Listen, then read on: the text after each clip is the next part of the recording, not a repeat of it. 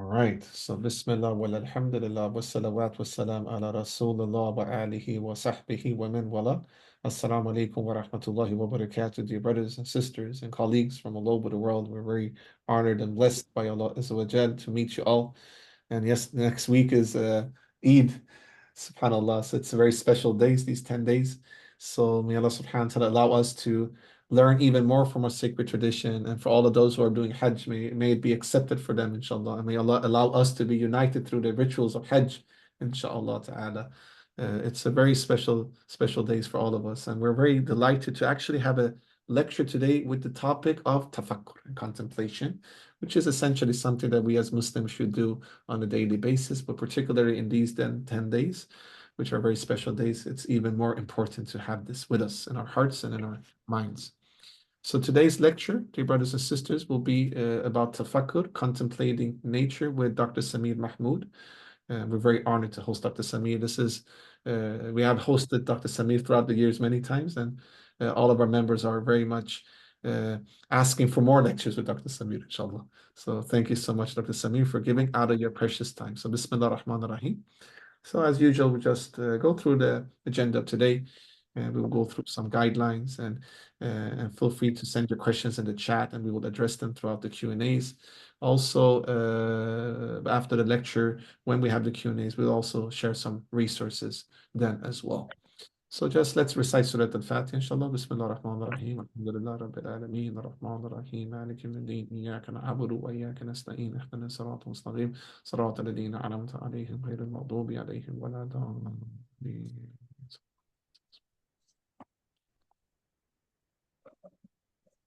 Barakallahu fikum. So the Zoom etiquette, brothers and sisters, is very, standard. If you could have your cameras on, that's always nice so that we can connect, of course. And you can use the gallery view because then you can see all of your colleagues and all of your, brothers and sisters from all over the world. No recording or screenshots, please, with Dr. Samir's permission. And we haven't asked him yet, but if it's okay, then we will share his PowerPoint slides to all of you who registered for the session today.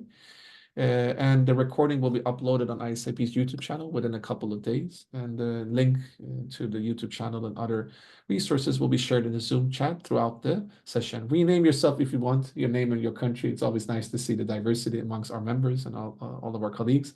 And you can utilize the chat options for questions that will be addressed during the Q&As. And finally, if you need live transcriptions, you can always use there is a button in the bottom end of the Zoom application, the More button. You just press that, and then you request for live transcriptions, and then you will have access to that as well, inshallah. So dear brothers and sisters, a brief presentation of ISIP's mission statement. So ISIP, the International Students of Islamic Psychology, we try to be an inclusive space designed to connect people with diverse backgrounds interested in the field of Islamic psychology. And our aim is to disseminate knowledge, share resources, and discuss best practices in a free and accessible manner. And we try to be a platform to enable further development of people's professional and personal interests, studies, and understanding of Islamic psychology within their communities and countries of origin. So throughout the years, ISIP has established local and regional chapters all over the world. We have chapters in Australia and India and Asia and North America and Scandinavia and in South Africa, Nigeria, you name it, over 30 local and regional chapters all over the world. We have over 35,000 members from 90 countries and nationalities and over 70 task forces active, and also affiliated initiatives where we do everything from counseling to fatwa to holistic health initiatives through research, etc. If you want to join and how to connect with us, you can either join our Islamic Psychology WhatsApp groups for discussions and research sharing. Our colleagues will share the link in the Zoom chat throughout the session. You can also become a member of ISIP via our website at www.isip.foundation, where you can get access to our digital library with over 1,000 resources related to Islamic psychology, and membership is free of charge. And you can also subscribe to our YouTube channel. I think we have over 300 lectures now, amazing resources, and feel free to share it so that we can break YouTube's algorithm. So instead of people watching, or the youths watching things that are not beneficial for their spiritual development, rather they could watch resources and lectures related to Islamic psychology and Muslim mental health. And we also have an Instagram account, ISIP_global, that you can follow, inshallah. And of course, if you want to join our movement, then you can reach us through WhatsApp or through our email contact@isip.foundation. If you want to start a local and regional chapter in your country and we don't have any chapter there, feel free to email us at contact@isip.foundation or any other ideas that you guys have. We're more than honored to have you all with us. And this is just a link for our WhatsApp group. You can use the QR code if you want. And now we're going to go to the main person of our gathering today, Dr. Samir Mahmoud. He is the academic director of Usul Academy. Usul Academy is an online academy. They do offline activities as well. It's one of the leading online academies in the world, and they do a lot of great programs. I really recommend you guys to check out Usul Academy's programs. It's all about rooted revival, and it's an amazing academy. Dr. Samir is also a lecturer on the Diploma and Islamic Psychology Diploma program at the Cambridge Muslim College. I had the honor personally to study with him. I know many of our members here today, colleagues there also have been or are students of Dr. Samir and other great scholars in the program. Recently, Dr. Samir was assistant professor at the Lebanese American University. He has a bachelor's in Anthropology and Politics with a focus on multicultural theory and comparative religion, and a master's in Architectural History, Theory, and Urban Design with a focus on the traditional townscape from the University of New South Wales, Sydney, Australia. He holds also a PhD in Theology and Religious Studies with a focus on comparative philosophy and aesthetics, and he completed a PhD in Islamic Studies from the University of Cambridge under the supervision of Dr. Timothy Winter, Shaykh Abdal Hakim Murad. MashaAllah, very excellent background. And just as a final thing, we request you guys to leave your feedback. Your feedback and the Siyad, your brothers and sisters, are so important. We are a community, we're a movement. So you are part of the movement. This is your movement. This is your organization. And please forgive us for any shortcomings and make dua for us. Well, you also could fill the feedback form. We would appreciate it.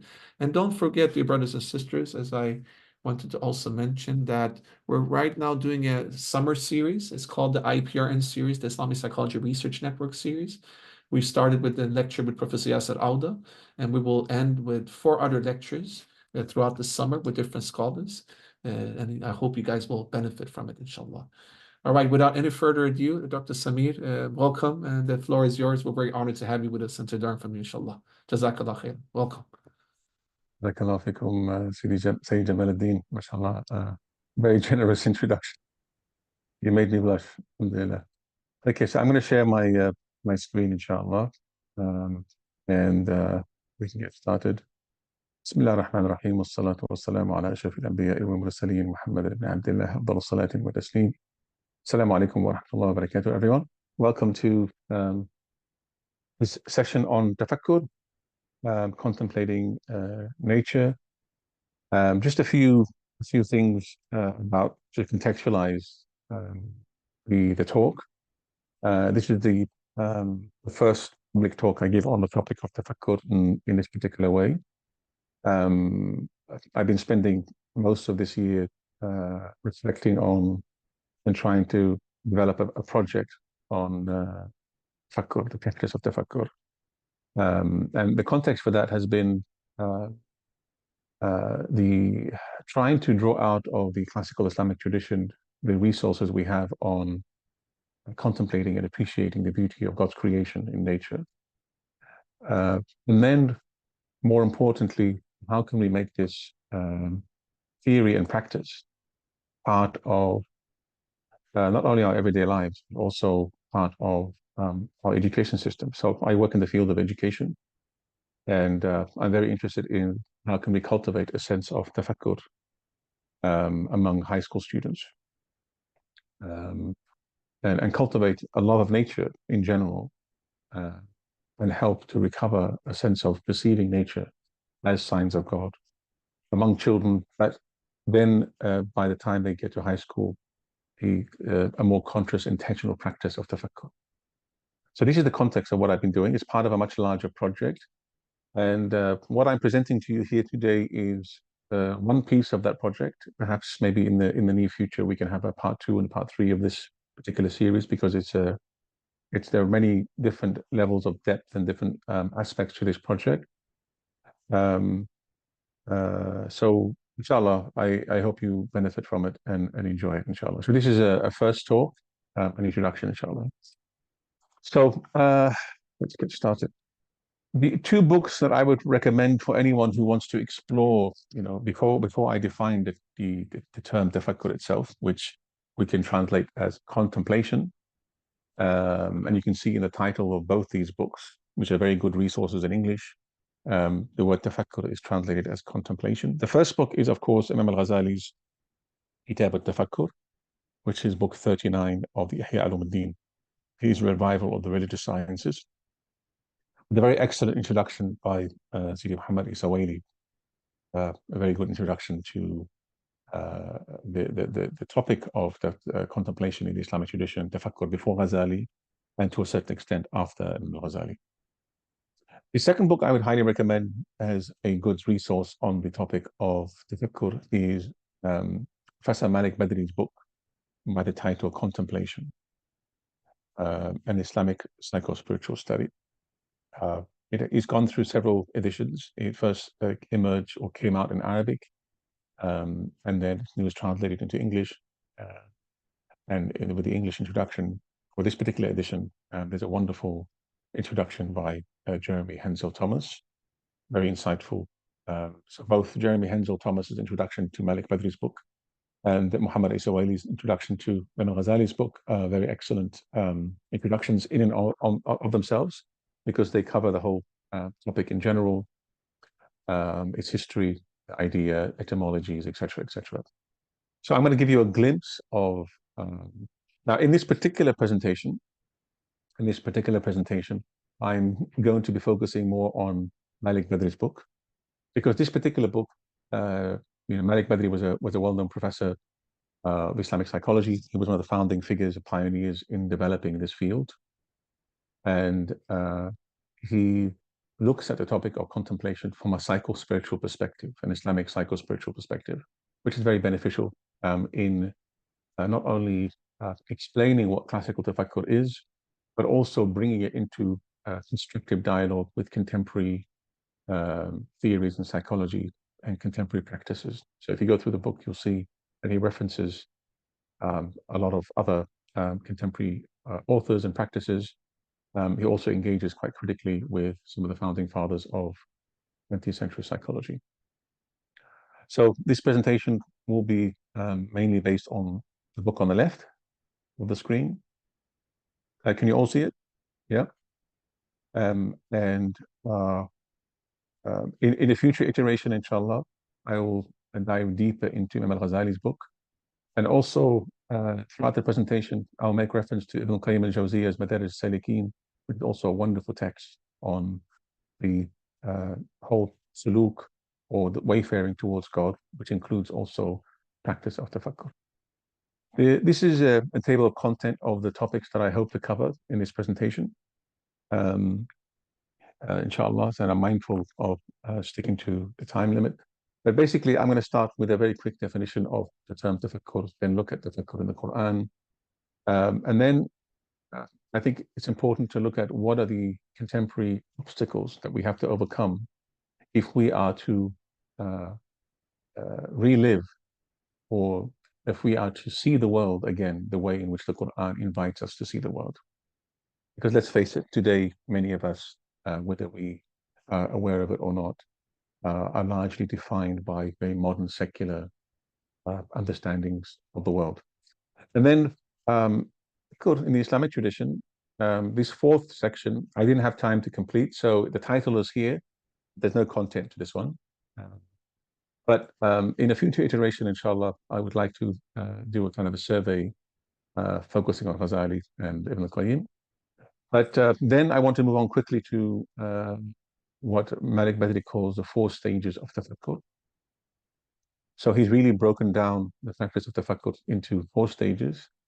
And he's named these 4 stages, and I'll go through that in the presentation, which makes it easier for us to recover this practice, because he's already done the great work of synthesis. And then I'm going to compare the practice of tafakkur with, well, is tafakkur something that is restricted to Muslims? Is it something that non-Muslims can practice? What do we have to say about other types of practices of contemplation? Very quickly. And then a very beneficial chapter, chapter 7 of his book on contemplation, I'll summarize it, what are the factors that affect or strengthen or weaken tafakkur? Okay.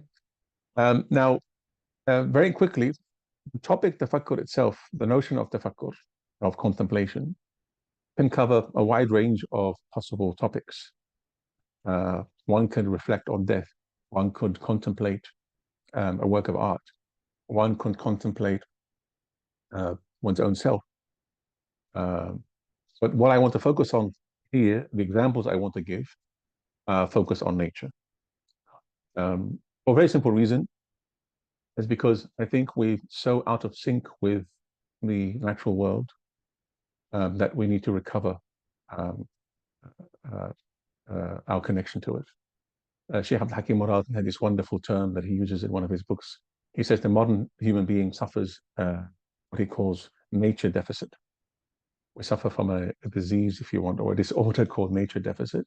We don't get enough or sufficient attunement or engagement with the natural world.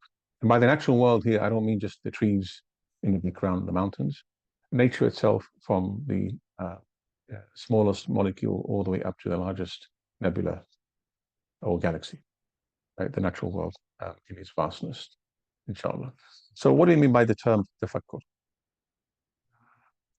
Well, before we get to that, let me just quickly allude to a very important possible source of confusion. There are many terms used in the Quran and outside the Quran in the tradition that are often considered to be synonyms with tafakkur. Imam al-Ghazali says some of these terms are synonyms, but then you'll find that in some traditions they're defined quite differently. There's tadabbur, there's ta'ammul, there's tawassum, tadakkur, and tafakkur. Tadabbur usually has the meaning, if you want to get more specifically, although they're sometimes using synonyms, tadabbur usually has the meaning of contemplating a deeper level of meaning. Ammul is more a generic process of reflecting upon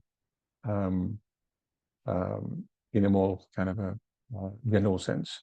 Tawassum means being able to perceive or capture the signs of things.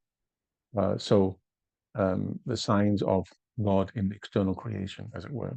Or when for example, you see the signs of grief or signs of pain or signs of happiness on someone's face. Tadakkur, of course, obviously means to remember God, and tafakkur is what we want to explore here. So I want to focus on tafakkur and to a lesser extent the relationship between tafakkur and tadakkur. As I said, I'm going to be looking at this particular book by Malik Badri. The word tafakkur originates from a trilateral root, kafra, which generally means the concentration of, and I put here the heart mind, because as we'll see throughout this presentation, tafakkur, though in contemporary Arabic, fikr and tafakkur is often associated with abstract conceptual thinking.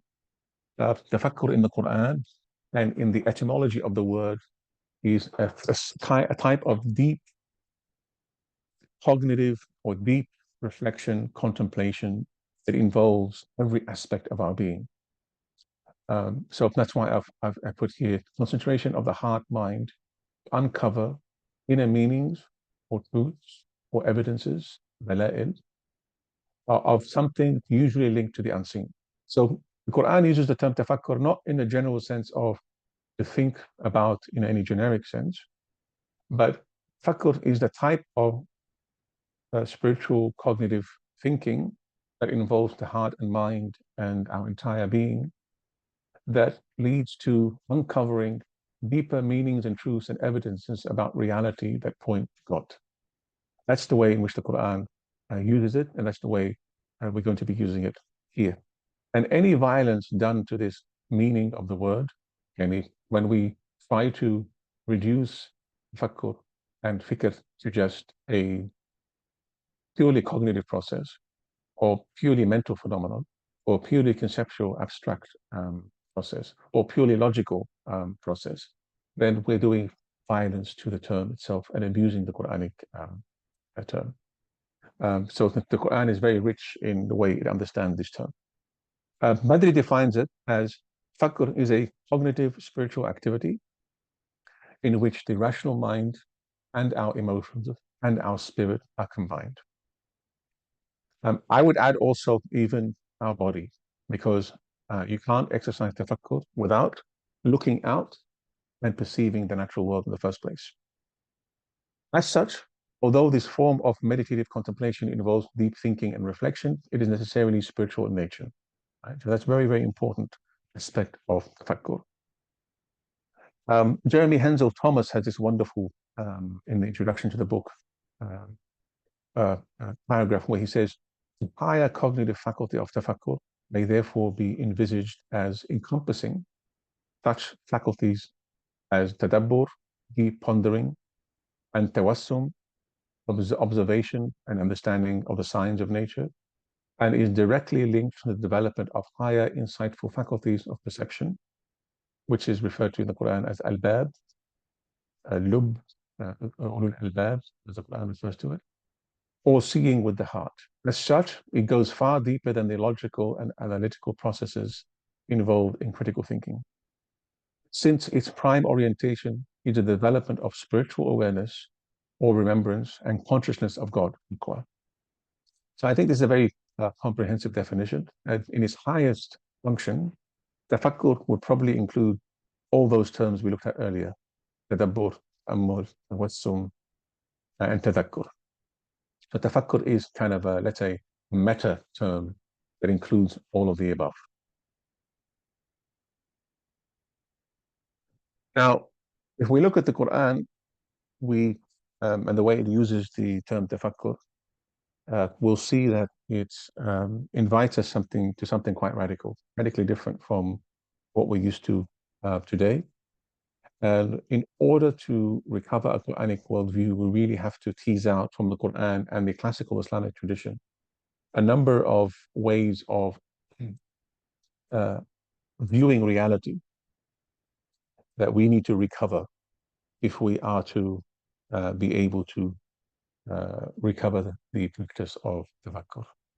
Because in the past several centuries, we've lost very rich ways of understanding, perceiving, seeing the world. And I'm not just talking about seeing the world as in abstractly, conceptually. Today, when we look out onto the natural world, we may see a tree as just made of wood, the planets as just a hunk of rock, the earth as just soil and rocks. And while we know in the back of our mind, the Quran tells us these are all signs of God, we don't see them as signs of God anymore. We just see them as purely material things. So there's something that we've lost. I would say a certain immersion in a way of seeing the world that is extremely rich. And if you were to identify some of these Quranic pictures, these the way in which sometimes the Quran portrays the world, I've identified 4 or 5 that I think are very important. There's many more, and we don't have time to go over them all. But I would say the first is the created world consists of traces of divine names. Allah subhanahu wa ta'ala creates the world by manifesting his divine names, attributes in creation. Another way of saying it is Allah subhanahu wa ta'ala weaves the fabric of the cosmos through the warp and weft of divine names. This is a very interesting way, a very remarkable way of seeing the world around us. We often tend to think that attributes like compassion, for example, are human attributes. And as human beings, we share in divine compassion, for example, because we are Ibadur Rahman, created as creatures who are manifestations of all the divine names. We participate or we share in the divine names of Allah Ta'ala, but all creation does also. So if we were to see the quality and attribute of Rahmah permeating all things, then it's a radically very different way of looking at the world. And there's a lot of Quranic verses that allude to the underlying substance of reality as consisting of Rahmah. Another attribute, for example, is life. All life in creation is derived from the divine name Al-Hayy. So imagine contemplating nature or contemplating the attribute of Al-Hayy and seeing the very life that courses through all things as extended from the divine name Al-Hayy. In that view, all things are living, even rocks are alive, planets are alive, pebbles are alive. Nothing in Islam is inanimate. Everything is animated. The question is, what degree of life do things possess? Human beings possess the most concentrated and densest of form of life. Same thing with light and nur, etc., etc. So we can go through, and there's many commentaries written on the divine names and how the divine names constitute the attributes that manifest creation, and how we can potentially perceive those, and what share we participate in these. The second image or second picture from the Quran that I want to share with you is Quran also describes the cosmos as ayat. So, and words, kalimat, so all the creation consists of words, right? What does it mean for creation to be the concretization of the speech of God? When you speak, vibrations come out of your mouth and they turn into words and they enter into the ears of the person you're communicating with, and they understand what you're saying. Imagine visualizing all of creation as concretizations of vibrations, of sounds, of divine speech. What does it mean to look at creation as signs that need to be deciphered? What does it mean to decipher the cosmic script? All of creation is the writing of Allah subhanahu wa ta'ala, the speech of Allah subhanahu wa ta'ala. So that's a very powerful image. And so we can also, each one of these images, if we meditate upon them long enough, you begin to see the reality of every single thing as a kalima of Allah subhanahu wa ta'ala. And tafakkur, as we'll get to a little bit later, tafakkur is meant to be a process or a practice that allows us to begin to see things in that way. Another image that is, I think, very beautiful and profound is more of a I don't want to say mathematical, but more of a image of order, balance, and in nature. Allah subhanahu wa ta'ala talks about measure and taqdeer and hisab. So the creation, all of creation is precisely fine-tuned. It's measured. It's balanced. There are rhythms. If you look at the most minute cell or organism, if you just peer through a microscope and you see the entire galaxy of a cell, it's amazing. The perfect balance that exists from the smallest atom or cell to the molecule or to the whole organism, and how that organism fits into a larger whole, which is its immediate environment, and that fits into a larger whole and a larger whole and a larger whole. When you begin to see that we are wholes nested within larger wholes, all the way up to the entirety of the cosmos, right? The unity of the cosmos. The unity of the cosmos itself is imaged or reflected in the unity and the wholeness of every single thing in creation, and every single thing is nested within a larger whole and a larger whole and a larger whole. So there are rhythms, and if you look at every aspect of a Muslim's life, it's all about balance, attuning oneself to rhythms of nature, rhythms of the sun, rhythms of the moon, rhythms of the body. There's a fine tuning of the chemical balance in the body, etc., etc. If you look at that on its own, what emerges is a remarkable picture. It takes a lifetime just to meditate on one of these particular images. And very important also is the remarkable correspondences between the microcosm and the macrocosm. Human beings, we are small microcosms. We're images of the entirety of creation, which is why Adam has such a dignity, why the angels prostrate to Adam. And within the entire cosmos, there are correspondences, meaning that there are links, or what the Islamic tradition calls raqa'iq, or raqaiq, which means there are subtle bonds connect us to all things in creation. We're not isolated objects. You look at each one of us, we look like an object in space, separate from other objects. But as we'll see in a minute, through the process of tafakkur, we go deeper and deeper in the process of contemplating uh, things, and we begin to see that at a deeper level, there's a deeper relational connections that bind us all together. One thing I want to emphasize here, point out again and again, that's been repeated in the Islamic tradition, given that we're talking about nature, is the human being himself or herself, we as creatures, within our own very constitution, our soul, let's say, consists of a mineral soul, a vegetative soul, an animal soul, and a human soul.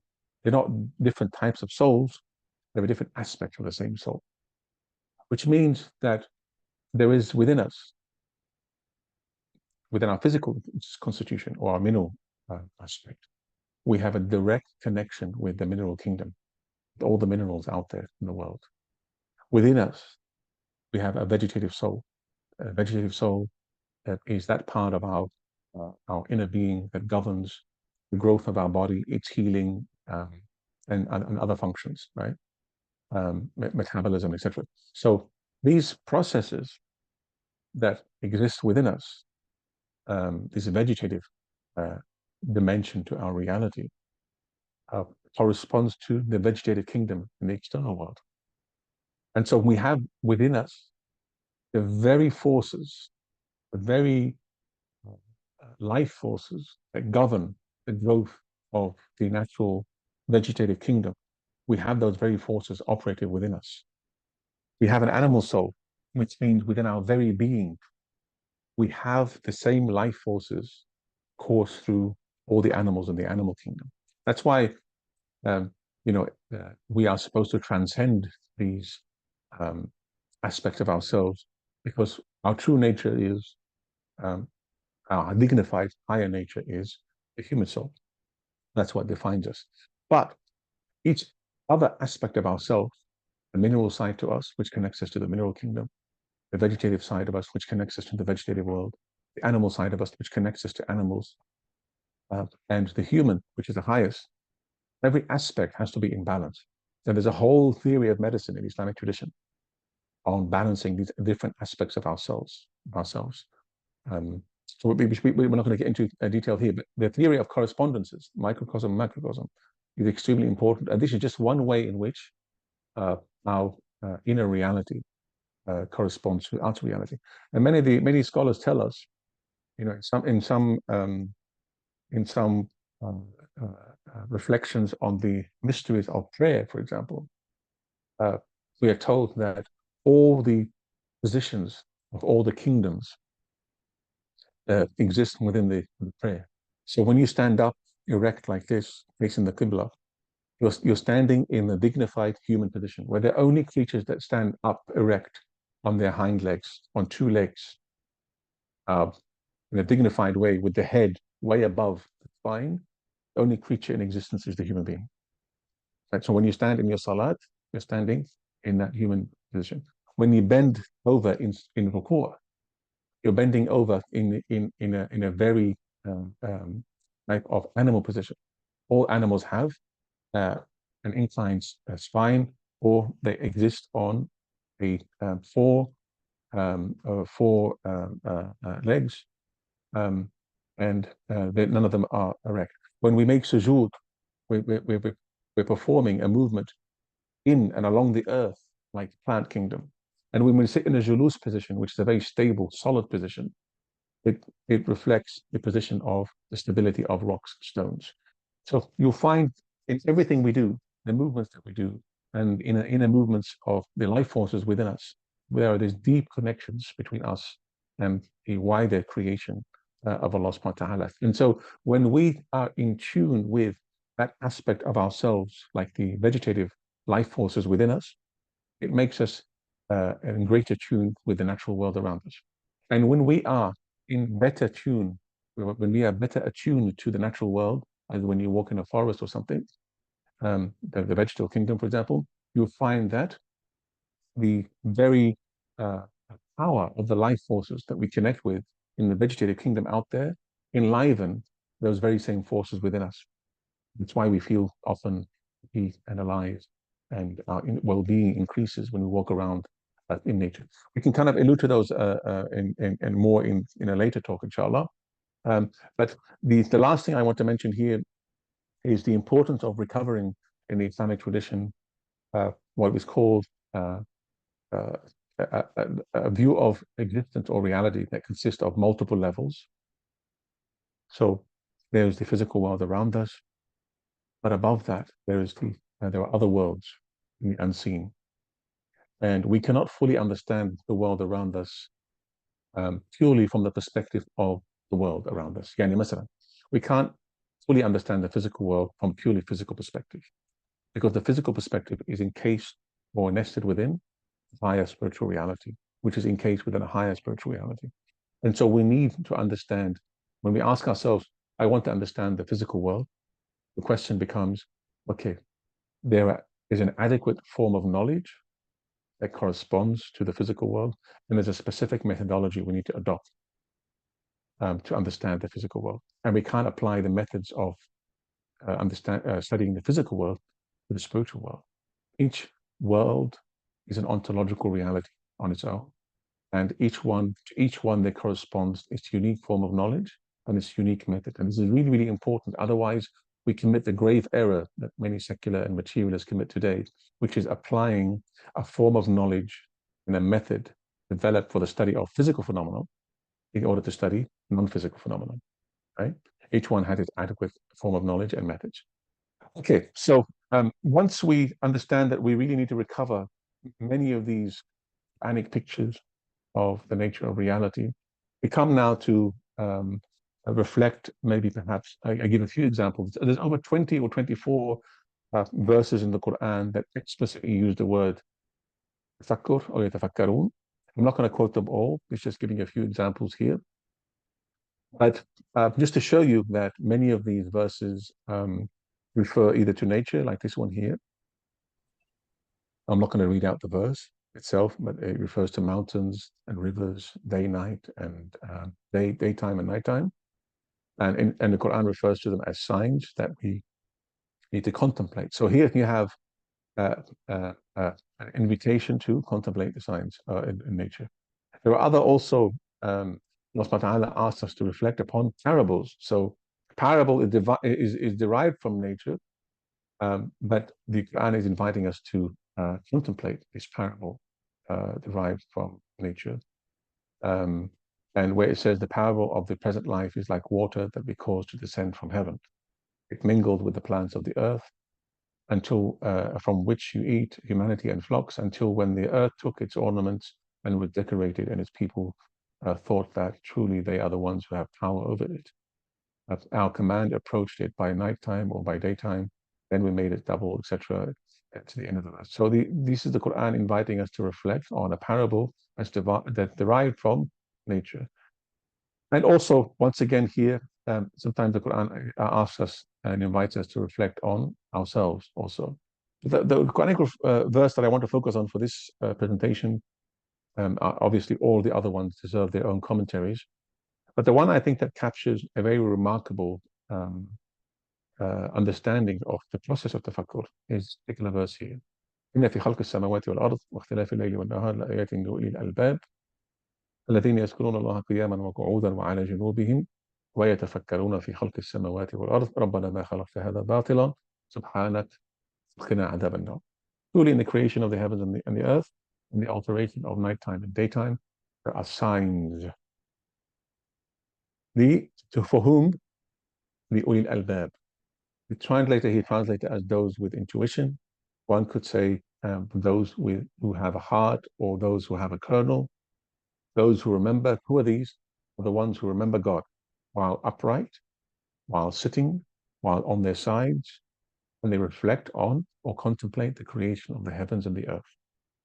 And the result is hal that they emerged into, or the hal that they are in after this, is our Lord subhanak. Thou hast not created this in vain. ما خلقت هذا باطلا سبحانك. وقنا عذاب النار. But what I want to focus on here is I think this particular verse really provides a Quranic epistemic theory of knowledge. It's a very unique theory of knowledge because it invites us to do a number of things. But notice the invitation to observe the heavens and the earth. Notice the importance of contemplating within the context of tafakkur, remembrance, but not any kind of remembrance. If you look at the commentaries on this particular verse, the ulama tell us, الَّذِينَ يَذْكُرُونَ اللَّهَ قِيَامًا وَقُعُودًا وَعَلَى جُنُوبِهِمْ, but those who remember God upright and sitting and on their sides, means those who are in perpetual remembrance of Allah in whatever position they may be in, or whichever state they may be in, upright, sitting on their sides. And there's a lot of interesting actual medical commentary and scientific commentary in the classical commentaries on this particular verse. Like when Razi says, for example, why on the sides and not lying down on the back? Because he says, medicine has taught us that when you lie on your back, your cognitive processes are impaired. But if you're lying on your side, for example, it doesn't inhibit deep contemplative processes. So that's very interesting how the classical commentaries integrate the then available scientific knowledge into an exposition and commentary on the Quranic verse. Of course, those familiar with the Tafsir al-Kabir of Razi know that he usually provides 9, 10, 11 different arguments from all possible sources to interpret the verse, and this is just one of them. So, Tafakkur then is a practice that is not performed willy-nilly, not an abstract conceptual process. It's a process that happens, that is cocooned within the womb of a very deep state of tafakkur. And only if it is accompanied by tafakkur does it lead upwards vertically rather than horizontally, lead vertically upward towards Allah subhanahu wa ta'ala. So if I were to summarize and unpack some of the implications, if you will, or the consequences or the theory of this particular verse, the epistemic theory, I would say the first is tafakkur, based on these Quranic verses, is an act of intentional conscious perception. Because the Quran often also says in other places, unzur, or afala yanzuruna, nazar. Nazar in Arabic has a number of meanings. It's linked to, literally it links to the idea of just seeing, but also nazar could be also conceptual or rational seeing, mean thinking about things, right? That's why in some classical Islamic texts like kalam, etc., nazar or ilm al-nazar usually means the study of rational sciences, or it's linked to rational processes, cognitive processes. So it's an act of intentional conscious perception with the senses, al-hiss, including mushahada. Mushahada here, I'm using mushahada in its original meaning as just seeing with the eye, right? So the first thing is to actually looking out with your body, with your senses, imbibing the world, but in a focused, intentional, conscious way. It's not just a random kind of strolling and oblivious to the world around you. It's actually when you begin to focus your attention. Tafakkur also involves a devotional mood. So you're in a state of ibadah, a mode of deep reverence or remembrance, dhikr and tadhakkur. Very, very important. If we have thinking, an act of perceiving that doesn't involve a kind of a mood of devotion and ibadah or tadhakkur, it may not lead upwards, it may lead just horizontally to other possible conclusions. Tafakkur also involves, especially with reference to ulil albab, an exercising of the heart's deepest felt sense, meditative state, al-sira, the inner eye of the heart, and dhawq. Now, why dhawq here? For those of you who don't know what the term means in Arabic, it means tasting, but dhawq is often contrasted with abstract conceptual thinking. So let's say one of these trees that we have here. If you can you see the trees in the image? If there are two ways of possibly approaching this tree.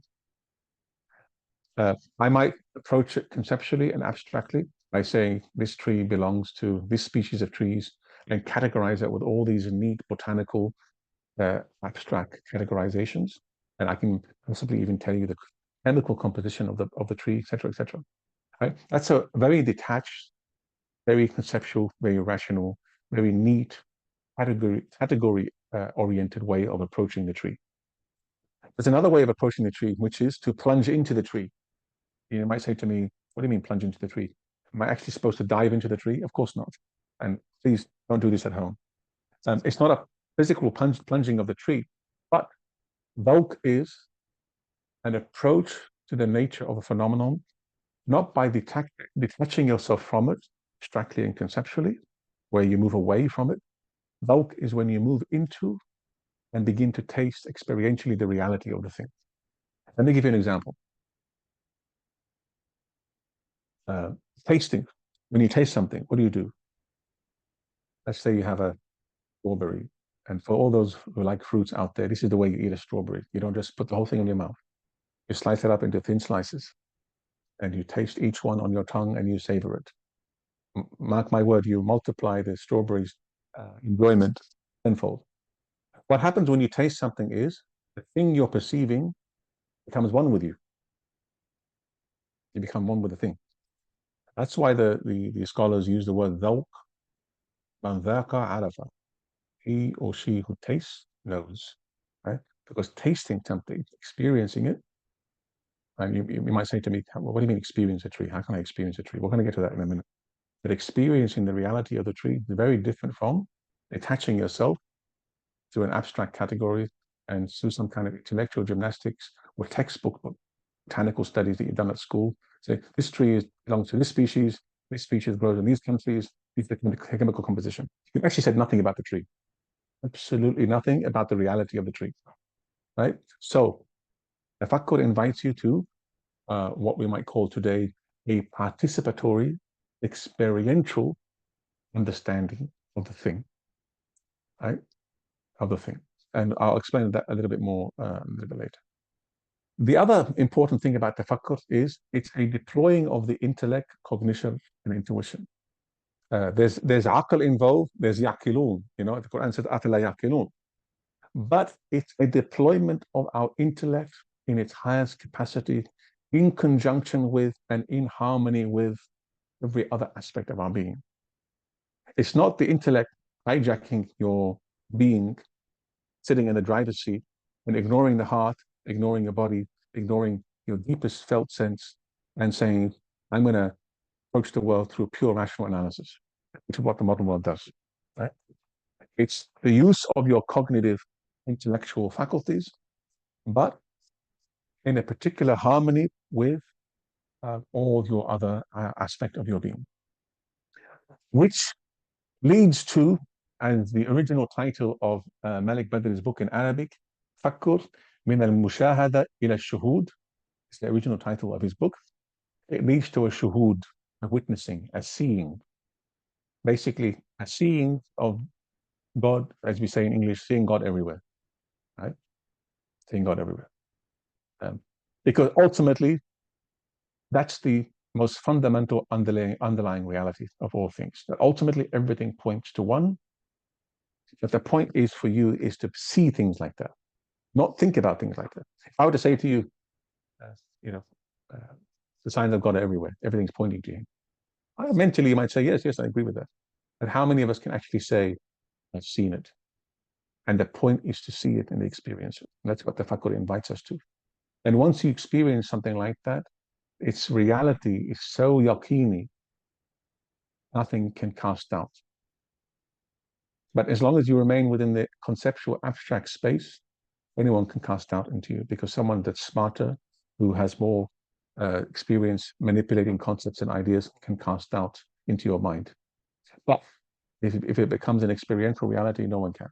Okay, so this is a unique Quranic epistemic theory, that in a state of ibadah, in a state of dhikr, there are horizons of ontological reality that become accessible to us and knowable to us that are not accessible and knowable if we are oblivious in a state of ghafla. When the atheist says, I don't see beyond the physical world, it's because you can't see beyond the physical world. It's because you're blind. You're blinded. The key is the state of tafakkur. And let's have a look at what that looks like. So some of the obstacles we have to overcome very quickly because we seem to be running out of time. We have to overcome a lot of the contemporary isms that blind us or prevent us from being able to see the Quranic pictures I saw or I talked about earlier. The idea that the divine names weave together the fabric of reality, that the divine word, and there's a cosmic script that requires deciphering, that there's an order and nature and a balance to the creation, that there are microcosmic and microcosmic correspondences, right? These following isms, these false ideologies of materialism, that the only world and true reality is the material world, or the opposite, which is the only world is the world of ideas. The only way to know reality is through rationalism or reason. And the only way to access reality and know it is through sensible perception for the senses. Individualism is a major obstacle also, because what individualism does is it anchors the measures and the criterion for truth in a purely subjective world of the individual. And so what we feel and what we personally think becomes reality as opposed to reality itself being the measure of truth. Collectivism, etc. Okay, so as I mentioned at the beginning, I didn't cover this section here, which is it's okay because it's a historical section. But what I want to get to is this section here. So what are the 4 stages of tafakkur? And this is a contemporary exposition. I've used Malik Badri, but as you'll see later, I'm going to show you where I slightly diverge from him. Not diverge, but where I think we need a bit more of an extra step. Okay, so and this is how I'm going to look at the reality of tafakkur. First is stage 1, stage 2, stage 3, stage 4, and these are increasing levels of height. So we're moving upwards, right, through alam al-mulk, alam al-malakut, alam al-lahut. Alam al-mulk being the sensible physical world, alam al-malakut being the intermediary world of the intellect and angels, and alam al-lahut is the highest realm to which we aspire to witness, and that is witnessing the divine names and attributes of God in creation. We cannot witness God directly, but we are able to perceive the divine reality insofar as the divine reality manifests to us out of rahmah for us in the divine names and attributes and the acts. And all of creation are nothing but divine acts.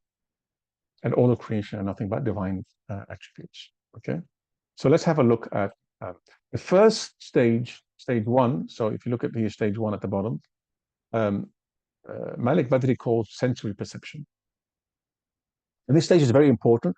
It's object oriented. So we look at things, we look at a tree or a rock or human beings or something. We look at things as distinct objects in space, and we try to gather quantitatively data or information about them. It's a very empirical process, right? So when I start looking, when the Quran says unzur, look, and you look with a focused way, contemplate something through your senses, hearing, touch, smell, and taste. That's the first stage of tafakkur, right?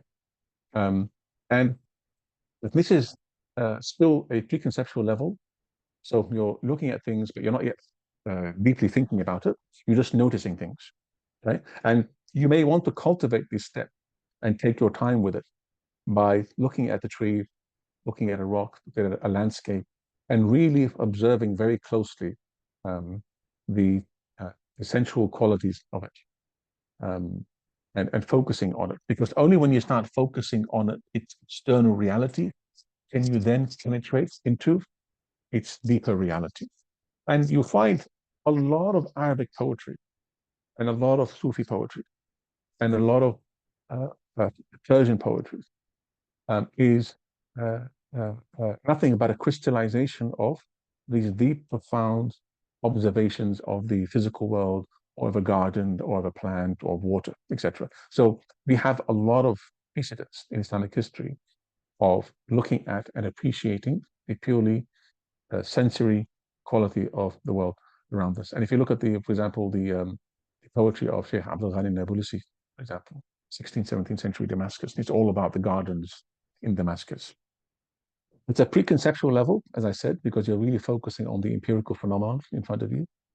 But it's not a heedless gaze. It's actually a focused gaze with a certain kind of openness, right? You're open to what's going to come after, and you're focused on. It's almost as if you notice things for the first time.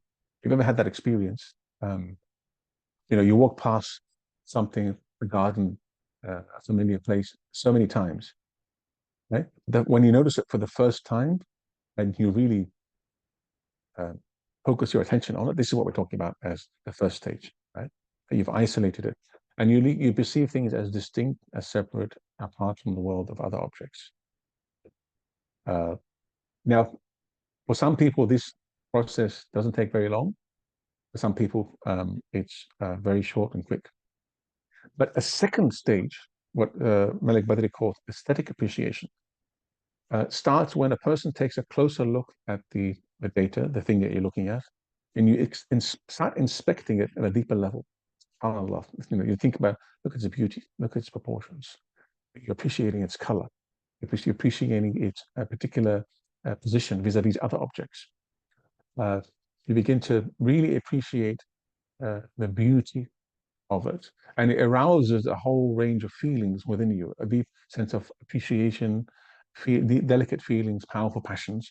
This is where a lot of poetry pours forth, sometimes also from this level, right? But this level also involves not just physically seeing, it's a step in the direction of tasting the thing. You're not tasting it yet in its fullness.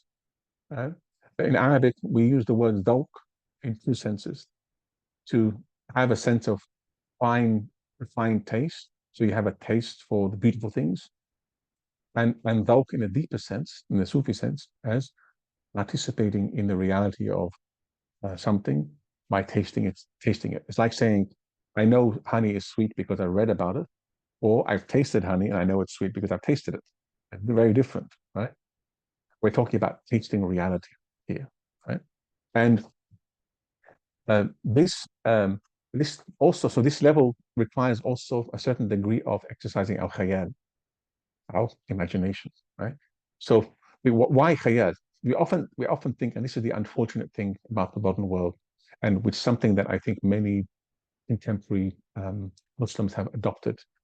We tend to think khayal means something not real. It's a very, very big mistake, right? There is false khayal, wahm. There's also khayal in its positive sense as that which allows us to enter into what is called alam al-khayal or alam al-suwar, and enter into a deeper level of reality. If you remember the intermediary world I mentioned earlier, that's often referred to as alam al-khayal, or alam al-barzakh, or alam al-suwar, right? Or alam al-mithal. And I'll explain how this process actually happens. But we penetrate beyond the mere physicality of the thing, and we're getting into a deeper level of its reality. We're participating in its inner reality. And why it requires a certain degree of khayal is because it requires that we penetrate our own inner reality. So when we're trying to penetrate the inner reality of the world around us, we have to first be able to dig deeper into a deeper level of perception, an inner dimension of your own reality. That's what we call dhawq. Be able to then perceive and feel within you the very life forces that animate the plant and the tree in front of you. It's a remarkable feeling, if you've ever had this feeling, where contemplating long enough on the life that we call a tree or plant, that you sometimes, even when you're staring at the thing, you're no longer looking at it in its physicality. You feel like you're being transported into an inner world of its processes. You feel the inner connection of the root as they shoot down into the ground. You begin to see and feel the relational connectivity between the other plants and the trees. You begin to feel the life force that animates the plant itself. You know the plant is growing. You know the tree is growing, etc. Um, and this is a very interesting moment because it's a moment in which you participate in the generative movement of life itself, um, uh, of the world around us. And this is easier. This is a lot easier for us to do with plants and greenery. That's why there's a unique position possessed by plants and greenery, even in the Sunnah of the Prophet ﷺ, right? The Prophet ﷺ used to enjoy gazing at greenery and water. With animals, it's a little bit more difficult. Um, not more difficult, but it's something that we're less accustomed to. And it's a little bit more difficult with something like a mountain or the sky. But with plants and water, we feel like we're connected to, and this is why one of the reasons why greenery, the color green, is associated with life in Islamic mystical tradition, and why the gazing upon greenery enlivens us. It's because the color green, the outward color green, reflects the inner growth and life forces animating the tree itself. And so when we perceive the greenery, we're not just perceiving the color. At least when you go into the Dhalki aspect, you begin to connect at a much deeper level.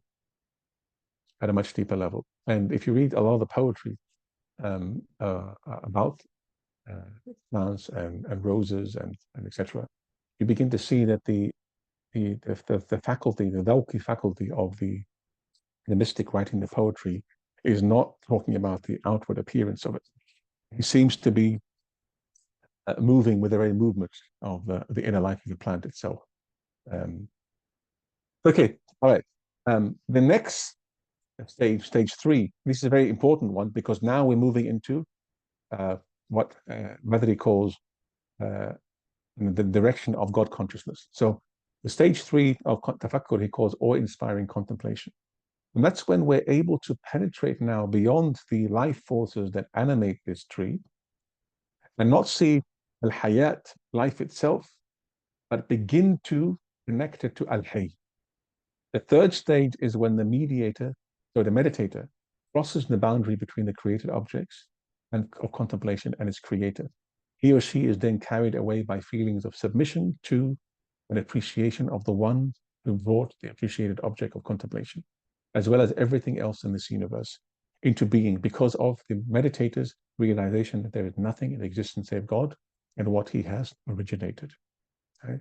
And at this level, scholars often associate that the person, why is this a level in which we are able to perceive ma'ani? It's because you're now being able to connect plant to what is actually the plant doing. What is a sign? A sign is a gestural movement that conceals a meaning that you need to understand. A plant and a tree, or the thing that you're meditating upon now, revealed its meaning, its gestural meaning. It's always there before you. You're just never able to see it, right? And when you make that connection, it's almost as if a veil has been lifted. There's what scholars call kesh. And a light is cast into your heart, and somehow you're able to see at a level that's not, we're not used to on a daily basis. A deeper penetration into the reality of the transformation of things in form unveils their gestural meanings or ma'ani, which is an indication of purpose and intent. But these are not perceived as empirical facts or movements in time. Rather, they emerge or come to light through submission, acquiescence. These come to us. Kesh is something when we feel the veil is lifted somehow.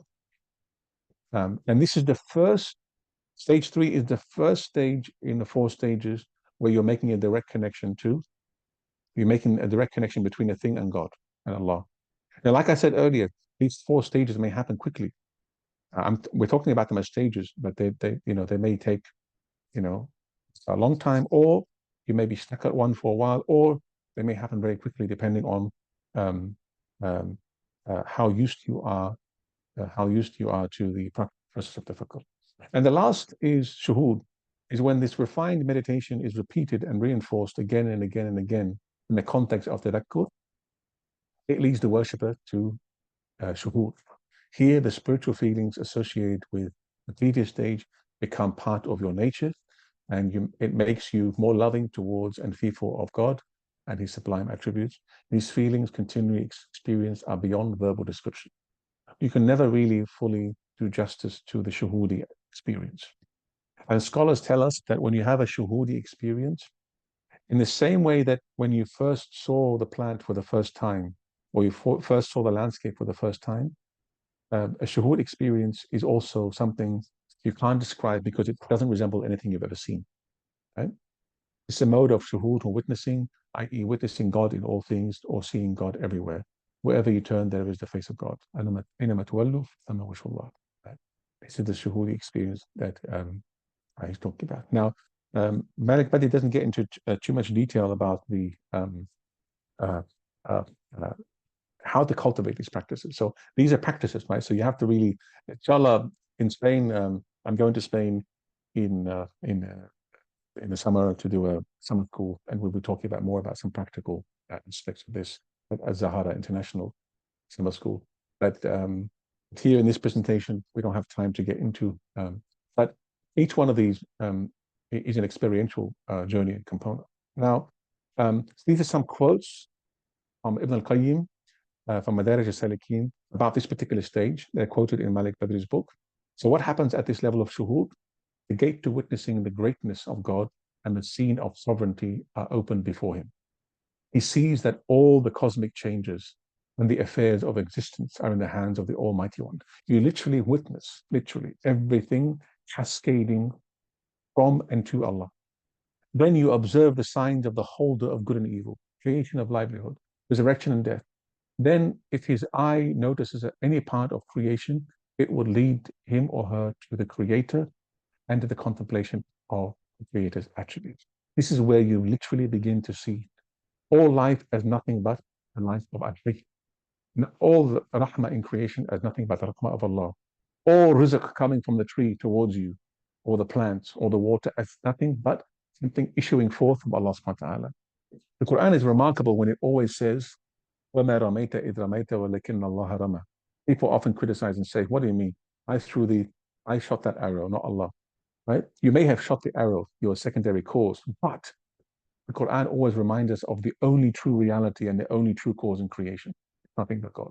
When you get to this point where you see everything that's issuing forth only from God, you're having this witness, a shuhudi experience. And this is a wonderful quote also from Ibn Taymiyyah about this particular stage 4, shuhud. The contemplative believer witnesses all creation performing the orders of God, directed by His will, responsive and submissive to Him. What the contemplative believers thus witness will enhance and enlarge what their hearts hold of religious loyalty, not forgetting to differentiate the eternal from the expirable, the creator from his creation, and his oneness and independence from his creation. Okay, so some of you may be asking, well, believers and non-believers equal in this process or not? I will always get this question about a comparative religion, kind of, what do we do? Transcendental meditation and all these other practices out there. So I put, based on Malik Badri's and my own kind of musings on this question, I put together a few slides for your benefit, inshallah. So is tafakkur universal? The believers and non-believers engage in it. Let's look at the stages of tafakkur again. So if we're moving upward, the first stage is sensory observation. The second is aesthetic appreciation. The third is awe-inspiring contemplation. And the fourth is spiritual cognition. According to Malik Badri's opinion, observing creation in stage 1 is only a basic primitive stage that can be enjoyed by believers and non-believers alike. Similarly, the second stage, that of appreciating the beauty of form of structure, the aesthetic stage, can touch the hearts of both believers and unbelievers. Right? So this is believers and non-believers together. However, the third stage which relates this aesthetic appreciation of the universe to the Almighty Creator, can only be achieved by believers. And as for the believers who reach the fourth stage, again, he says, they are in such deep veneration and remembrance of God that they can no longer look at God's creation in a detached manner. They see nothing but precision, mercy, beauty, and wisdom in the structure of the world, and become ever more awe-stricken and appreciative of the glory of the Lord. So according to Malik Badri's opinion here, the second two stages are restricted to believers. Now, he doesn't make it clear, very clear in the book, whether we mean by believers Muslims or non-Muslims. That's why here I should have changed this to believers and non-believers instead of Muslims and non-Muslims. But in a subsequent slide, what he does suggest is somehow something happens here. There's a gap between stage 2 and stage 3, and it makes all the difference in the world. What happens here such that there's a difference between what is it that non-believers are doing that's wrong, that or insufficient, that does not lead to the higher stage of tafakkur. Remember this slide I mentioned earlier? Recall this. Tafakkur is using the senses with precision in an intentional way, in a mode of ibadah and tadakkur, by deploying the qalb, basira, and daw, and aql, in order to arrive at a state of shuhud. So what seems to be missing from the non-believers' approach is a number of these elements that are absolutely essential for tafakkur to lead to Allah subhanahu wa ta'ala. So can believers and non-believers engage in it? The believers who reach the second stage and appreciate the beauty of creation. So the believers who reach the aesthetic appreciation and its magnitude and precision will inevitably be drawn closer to the maker and the regulator, and will begin to feel their own insignificance and helplessness in comparison with all his signs in the heavens and on the earth. This vast universe is indeed nothing but a place of worship to which only believers can have access. When their souls are refined through tazkiyah, their hearts are submissive, and they are able to listen to and witness the truth. The believers' bewilderment at the precision, beauty, and magnitude of creation, and their realization of their comparative physical and psychological meagerness, are feelings that the Creator implanted in human beings in their fitrah, so that they could look to the heavens and the earth for guidance toward their Lord, and so that they could worship Him with awe and deep veneration. So the key here seems to be that the absence of tadakkur, ibadah, is the key. And failing this recognition, they go astray into unbelief and paganism and use their inborn nature in an adverse manner. So here, according to Badri's opinion, after stage 2, something crucial happens. If there isn't a process of tadakkur in ibadah, within the context of which the aql is deployed in relationship to the heart and our body, then people are prone to go astray and potentially into unbelief and paganism. And in some of the traditions, many of the scholars, and some of the books, for example, they attribute some of the types of experiences that people have today, for example, like you have this fashion nature mysticism, where people go into nature, they go for forest bathing, and they seem to plunge into an experience of oneness with the world around them, with the nature. That's a valid experience. It's not an invalid experience, a very valid and a very profound one. Right? In some traditions, they call it al-fana' fil susat, when you become annihilated, where your ego or your everyday identity or sense of I consciousness or ego consciousness dissolves into some kind of a unified experience with the physical world around you. That's a valid experience. But the problem, and this is what Badri points out quite rightly in his book, the problem is that in tasawwuf, in the tradition of tazkiyat an-nafs, they teach us a number of things. First of all, do not get caught up or enamored by these experiences for too long. They can be distractions. And in the absence of dhikr, in the absence of a state of ibadah, you're going to get lost in that. And you're not going to experience anything else. You're going to be lost in that, assuming that it's highest type of fana, which is it's not.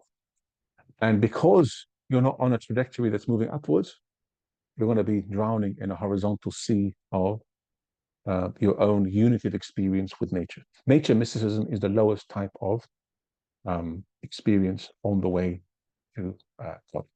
So let's kind of try to visualize this a little bit more. I'm a very visual person, so please forgive me. What is happening along the spectrum of consciousness? Where do the believers and non-believers part ways? Well, if we look at the spectrum of consciousness along a line, we can say that stage one, sensory observation. Stage two is aesthetic appreciation. According to Badri, something happens after aesthetic appreciation, something crucial. We could either go up towards a vertical direction towards Allah. We could either go horizontally and wallow for too long, lost in our very limited unitive experiences with the natural world around us. Or we can even do something even worse, which is plunge down into the lower recesses of the nafs and experience all sorts of diabolical experiences in the deep recesses of our unconscious that are very murky and dark, and somehow believe that these are authentic spiritual experiences, right? And the key, now notice what I've done here. I put the category of believers, and here non-believers or believers who are heedless, because Malik mentioned in his book and in Islamic tradition, they say a believer can be heedless and through tafakkur not be led anywhere, right? So those who suffer this and this could be non-believers who are heedless, sorry, believers who are heedless, or non-believers who are by nature heedless. Okay? So through a process of tadakkur, the believer ascends through awe-inspiring contemplation and up to spiritual cognition, shuhud. However, through heedlessness or ghafla, one could go into deeper aesthetic appreciation. And this is where a lot of romantic, and as far as I'm concerned, a lot of romantic poetry comes from. That a lot of romantic poetry or a lot of pagan poetry about nature, often oblivious of God, does go into kind of a deep, let's say, meaningful, a very beautiful, poetic descriptions of deep aspects of nature, but they are nonetheless emerge often in a state of heedlessness, though they are found at their own level, and they can lead, these kind of deep aesthetic appreciation can lead to even the deepest type of poetry, like Wordsworth or others, let's say, who give us a very unitive experience with the world around us, but nothing more. So we read that poetry and we feel like this is very deep and profound.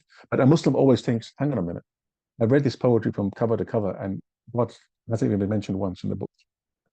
You get this a lot today, right? People talk about nature and mysticism, and they won't mention God anywhere.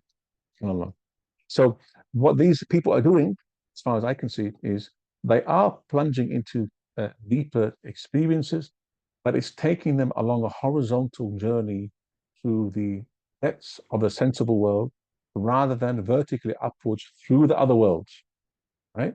To the reality of the God. And here, or we can go down here, and I haven't named these, but you can have a stage 3 or 4 or 5 down here where, this may take you into the deeper recesses of the nafs and shaitanic experiences, which many people today will confuse with some deep, high experience, spiritual experience, right? Okay, now this process here is called tafakkur, and I've coined a new term. I apologize, I tend to do this. This process is called tanakkur. Tanakkur in Arabic is when you deny. Okay, so tanakkur is when you are going into deeper experiences, but in denial of the only experience that really matters, which is the higher reality of Allah subhanahu wa ta'ala. Right? So we have tafakkur and we have tanakkur. Now, what I wanted to share earlier is where I slightly diverge, not diverge, but I think between aesthetic appreciation and this one here, there's another stage here. And that's for a later presentation, inshallah. I think this fourth stage needs a bit more nuance because there are, I would say, anyway, let's just leave it at that, and we can discuss it maybe in a later presentation, so I don't confuse everyone. I want to stick to the book as much as possible here. Okay, so let's end this presentation on what are the processes or factors that can affect tafakkur and increase it. So based on chapter 7 of his book, the first thing is obviously deep faith. The depth of contemplation, I'm going to read from the book here. Depth of contemplation and meditation depends before anything else on the level of depth. The stronger the faith, the easier it is for someone to contemplate God's domain. Okay, so that's an obvious one. The second is the depth and length of concentration. Cultivating the capacity to for tafakkur deeply and at extended periods of time is absolutely crucial. It's something that many of us in a world where we're not used to concentrating and we're constantly frantically shifting between channels or shifting from one thing to another, concentrating for a long time, especially for the Z generation or whatever this generation is called. I don't know what letter refers to them. Are there any Z generations here in this presentation?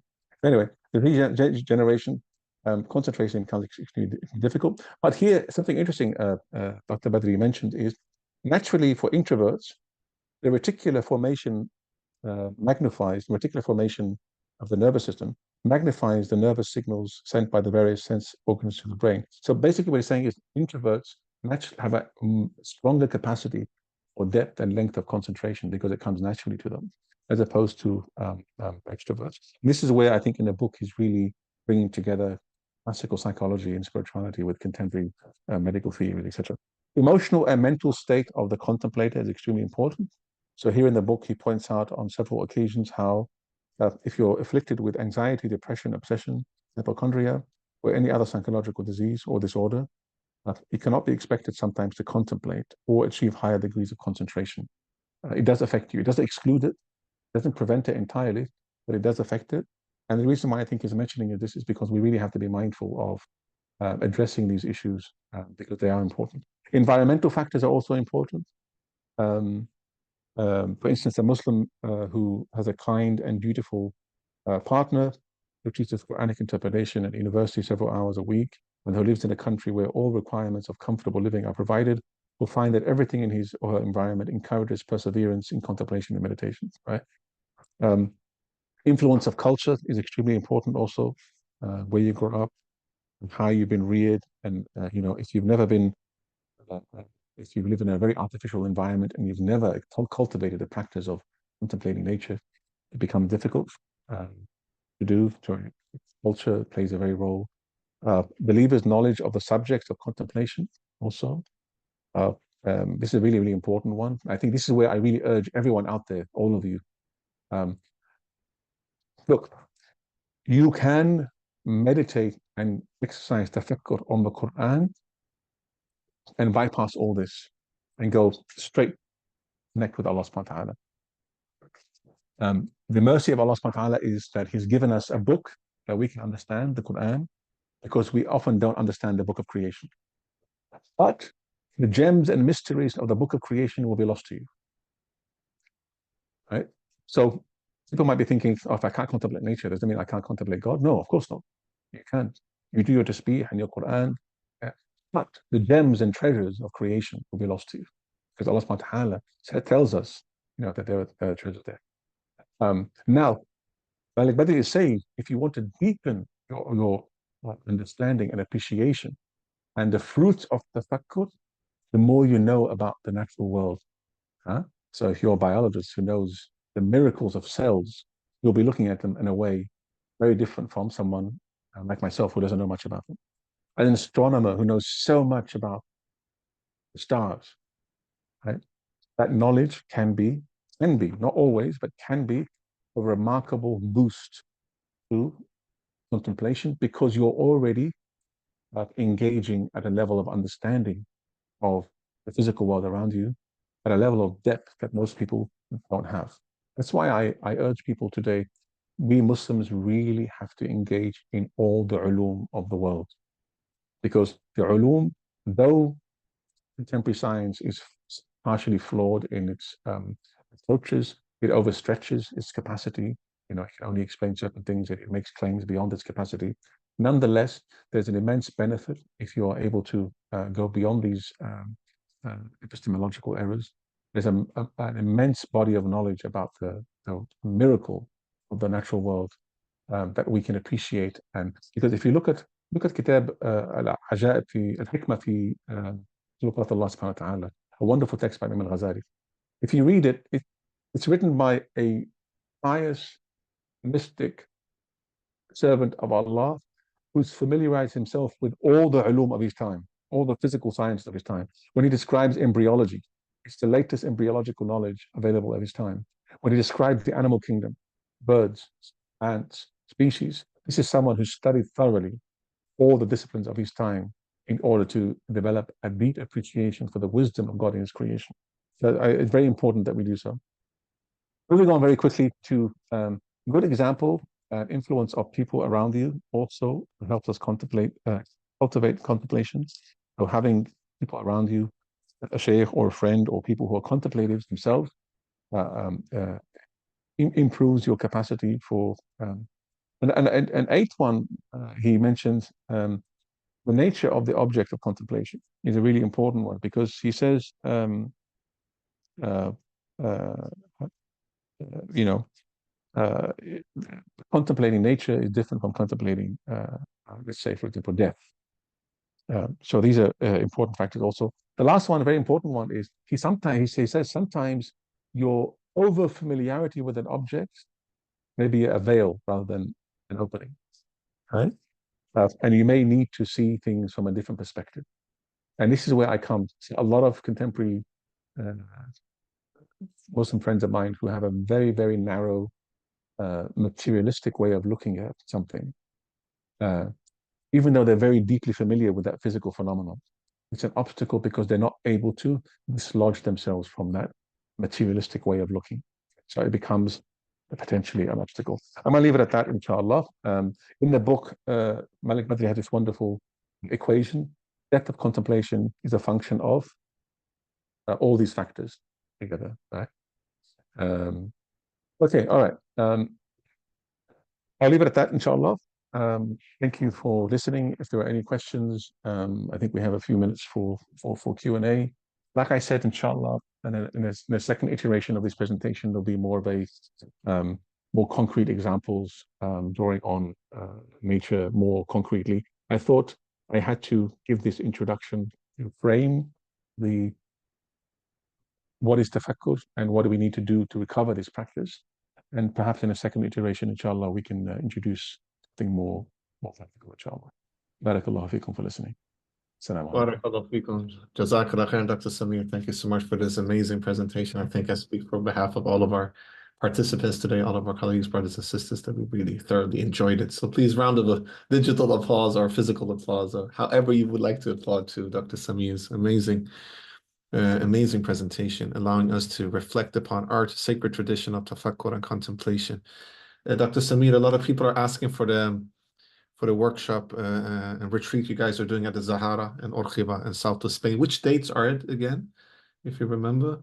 I know we've been sharing the resource. Sister Fatima, the founder of the Zahara, part of our group, so we always share her things. I think it's July 11 to the 23rd. All right. Something like that. Yeah.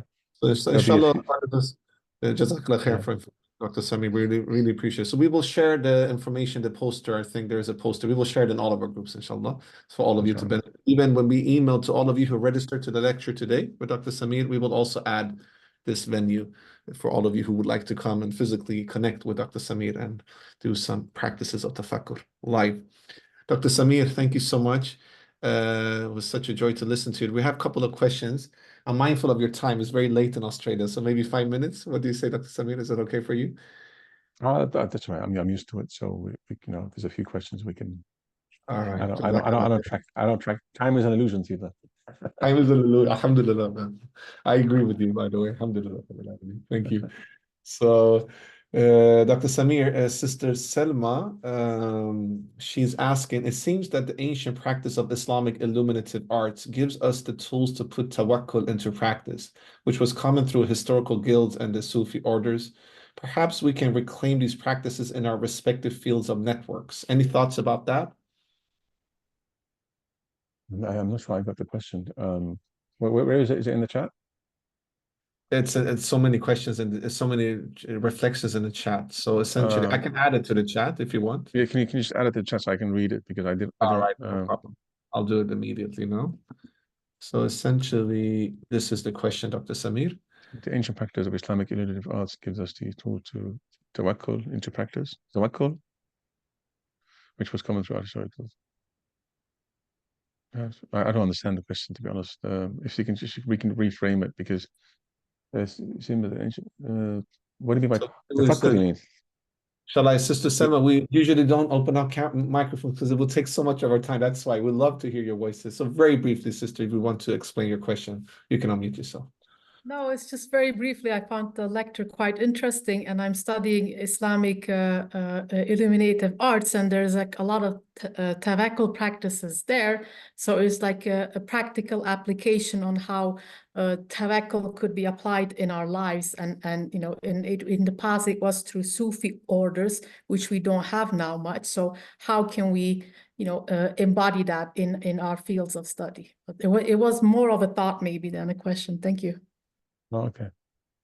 Yeah, thanks for that thought. I'll be honest with you, I don't have much to by way of response, but it's something I'll think about, inshallah. Definitely. Inshallah. Dr. Samir, thank you, Sister Selma, for your thoughts and reflections. We're very honored to have you with us. So we have Noor Nadia, who's writing, how can modern Muslims incorporate the practice of tafakkur into their daily lives, especially in urban environments where natural settings are limited? It's interesting, you know, a few 2 weeks ago, um, uh, I offered a two-step, so stage one and stage two meditation on. You're probably going to find this very bizarre, but uh, the on a town basically, right? So many traditional towns have a remarkable organic um, uh, design unfolded gradually over time. And the way in which many of these urban environments grow out of the land, whether materially or they follow certain ridge lines or certain kind of natural topographical features, suggests that they could have been sprouted by nature, like a mushroom. Right? And one of the reasons why we find ourselves at such peace in natural urban environments is because they mimic or mirror the very same quality of wholeness and life that we find in the natural world. Right? So urban environments don't have to be ugly and alienating. It's just that modernist and postmodernist urban environments are. Right. So that's just a comment on that. Um, I think I shared images of the organic nature of Fez and the organic nature of Siena in Italy. Then I compared them to beehives. I showed plan and the the branching patterns of rivers, snowflakes, leaves, tree branches, and these two towns, and you can't tell the difference, right? Um, and so, and it's something we imbibe and we feel when we get there, when we get to these places, right? Okay, so put it aside. We don't design town like that anymore. We can integrate these practices because I mean I can't imagine a city or a town anywhere where nature is completely absent, uh, except for maybe a few places in the Gulf. But we can cultivate these practices by incorporating them into our daily lives very easily. First of all, um, before we even cultivate the practice of tafakkur, if we do our ibadat in the way that they're supposed to be done, that you get the most remarkable attunement to the natural forces and the world around us. In our salat, for example, the rhythm of the salat follows the rhythm of the sun. Our movements and gestures in the salat, which are revealed to us by Allah subhanahu wa ta'ala, mimic the movements of all of creation and all the kingdom and creation. Right? Utterances and words we utter are the same creative words that brought forth creation. the divine words. They're not our words. They're not my words or your words, right? So the rhythms, the intonation of the words, the barakah, the power of that creative word, as it reconfigures the relationship between the aql and the qalb in salat to those natural rhythms and movements, already attunes us to a higher order of rhythm and pattern that permeates all of creation. Right? And that's why Allah subhanahu wa ta'ala reveals it in the particular way that He does. If we do that in that particular way, then tafakkur becomes a lot easier, because in between prayer times, what we're doing is we're extending the deeply contemplative modality of salat into other moments, right? And so that way tafakkur becomes not an anomaly or something, or a peak moment. But salat is a peak moment, and tafakkur becomes an extension of that in our everyday practices. Once you are tuned to these rhythms, stepping out into the natural world becomes a lot easier to exercise tafakkur. Many of the ulama tell us that if you do salat properly, you already begin to establish a deeper connection to the world of creation around you. And so tafakkur then becomes instead of going through step 1, 2, 3, and 4 every time, you're already on an elevator, as it were, an electric elevator. So you're already, so it all starts with the basic ibadat that our tradition has taught us. Tafakkur is particular practice that we take from salat and we extend outside salat. Right? But it shouldn't be the means to which we connect to Allah exclusively. Right? It should be an extension of that. But the tradition teaches us, and because we're so alienated from the world around us, we need to recover I think the first one, if you look at the various Quranic pictures that I mentioned, the first one what we really need to recover is the one on nature, balance, and order and rhythm. We need to recover in our everyday existence, in our way of life, the natural fitraic rhythms that are in tune with our nature, our fitra, and that are in tune with all of creation, right?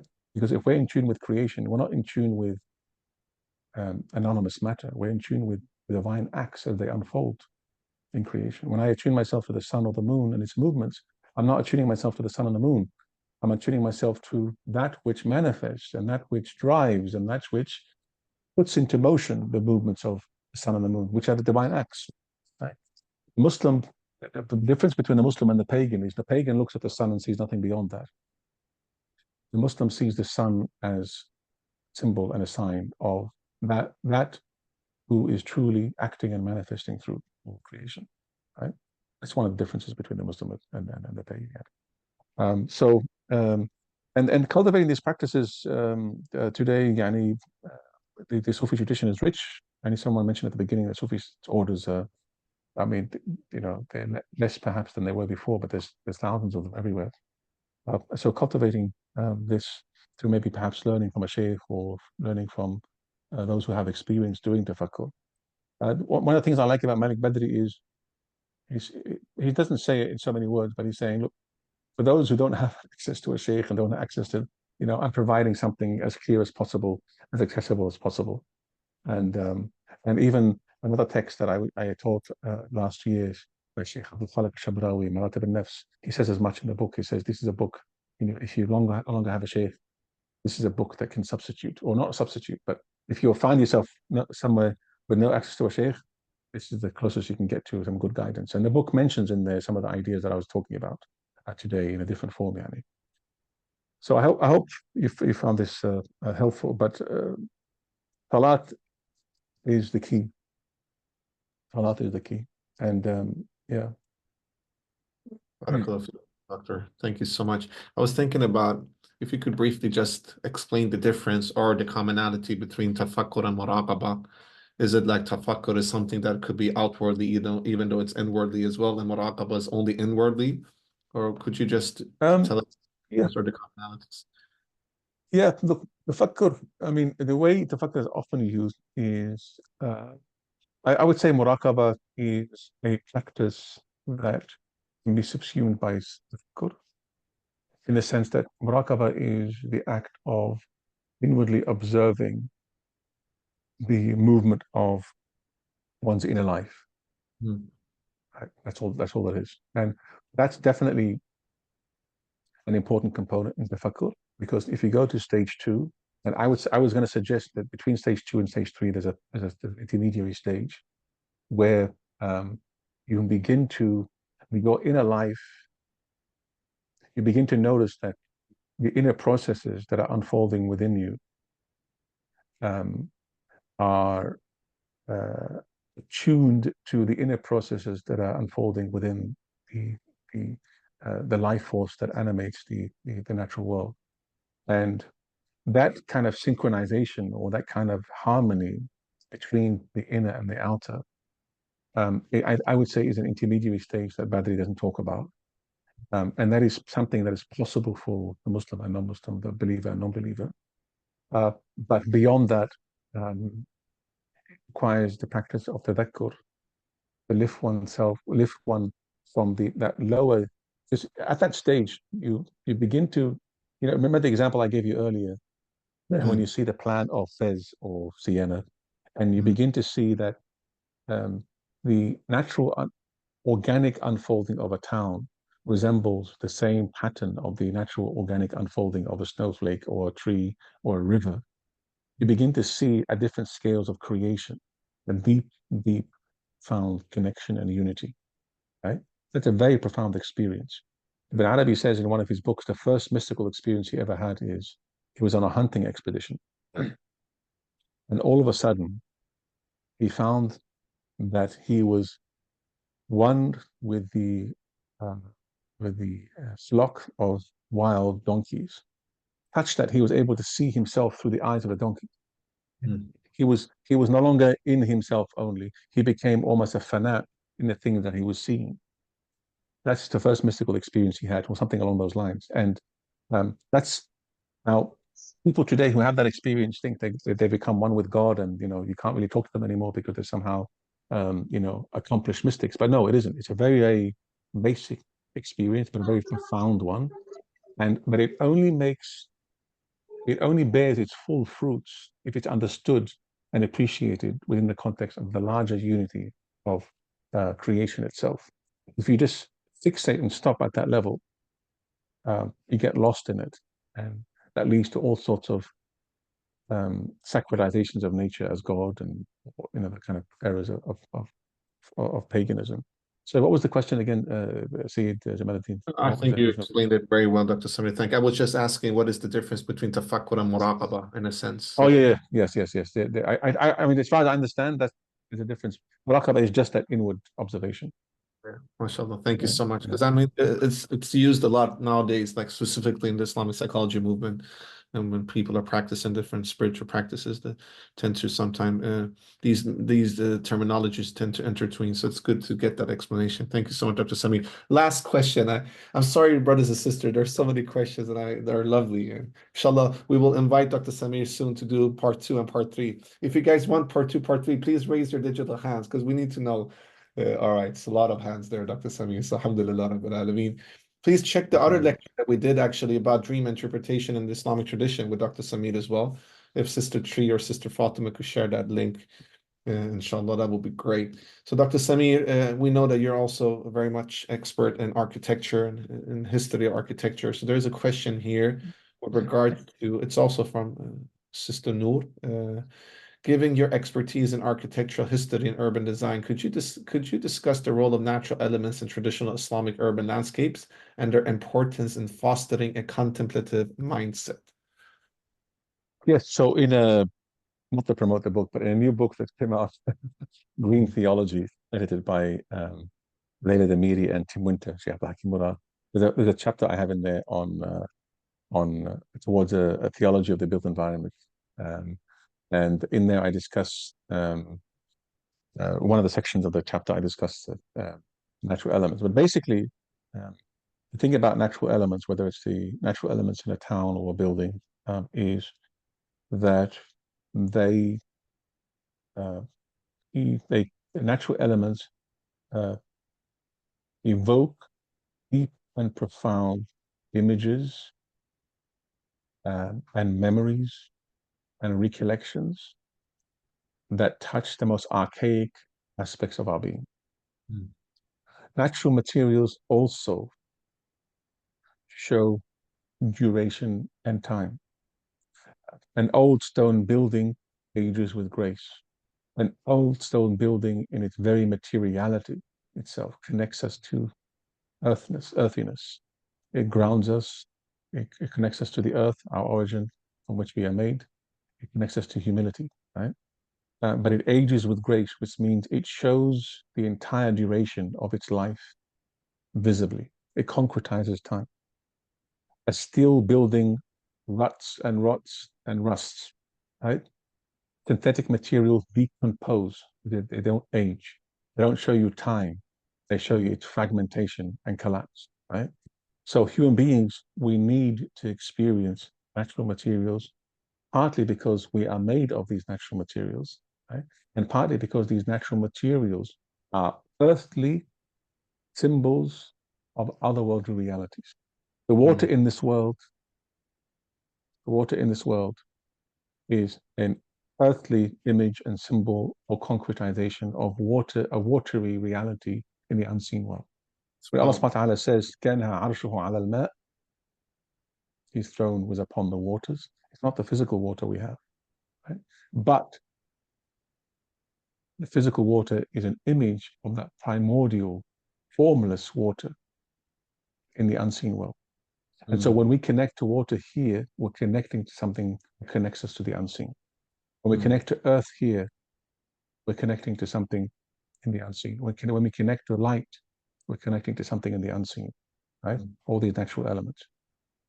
When you connect to plastic, you're not connecting to anything in the unseen, right? And so it disconnects you. Natural materials extend the natural sympathetic bonds that bind you and extend them beyond all the levels of reality into the unseen. It's like when you connect to a natural material, it does this. It's like, you know, the neurons that fire in your brain.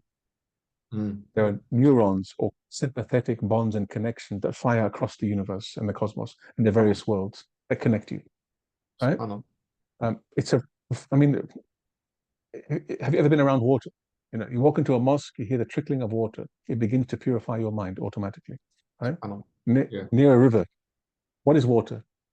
It's a formless substance. It's the most formless substance that is physical, like air, right?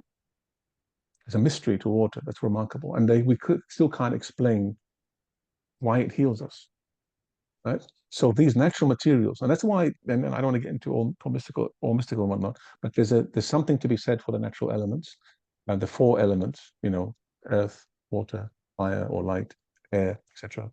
And why they're so primordial and why they are so essential to us at the deepest and most archaic, or let's not talk about archaic, at the highest levels of our existence, why they immediately connect us to it.